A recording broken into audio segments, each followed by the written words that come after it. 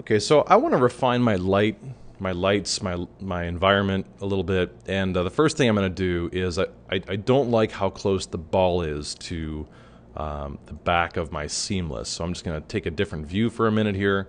I'm going to select my extrude NURBS.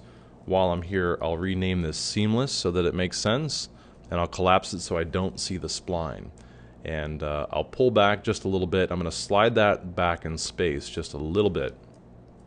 And again, that's just kind of tweaking the background or the environment, and I can play around with that a little bit more later. So I'm going to get back to focusing on the lights. So I'm going to recompose my scene here to where I can see my key light along with my subject. Now I'm going to rename my light. I'm going to call that key light. Now I did post in the lessons for the ball a link to Safari books. And there's a link here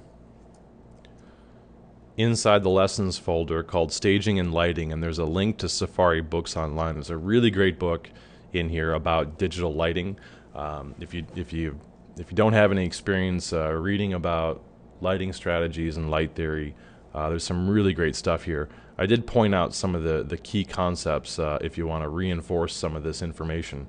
So this book's worth a read, especially the fact that it's free. You might as well check it out. It's a really great resource. But Chapter 5, they cover a really basic three-point light setup. We have talked about that in the 3D design class, but this will give you an alternate explanation and some alternate strategies as well. So I'm back inside my project. I'm going to stage this and light it in a slightly different way. So I have my area light established. I'm going to bring down the intensity to say 60-something%. I'm going to add a little bit of color to it. I'm just going to make this light a little bit more maybe amber, yellow, or orange, just a touch. A little bit goes a long way. And already you can see that, wow, that was a little heavy-handed, but I'm gonna let it ride for now because I'm going to introduce some additional lights into the equation. And I may even change the color of that. So I have one light that's casting my shadows, and it's lighting the environment. I'm going to introduce an additional light, and I am going to pay the price a little bit for these area lights. These area lights are about the most sophisticated lights there are. The minute I turn on shadows, they even get more complex. So I'm just going to so you could use spotlights, and in fact maybe I'll introduce some spotlights here in a bit. So I'm going to treat this more or less like kind of like a sort of a fill light, but kind of a combination of a fill and maybe a backlight. So I'm just kind of playing around, maybe like yay, and like so.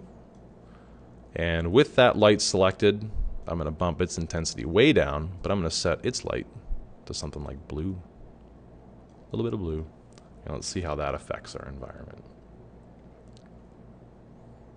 Okay, kind of cool for now because I'm getting this amber light that mixes into the blue light. It's a little kind of intense back here, and I'll play around more with the lighting. I'm not gonna overcommit to my lighting because I'm gonna do a few things here that will change the environment quite dramatically.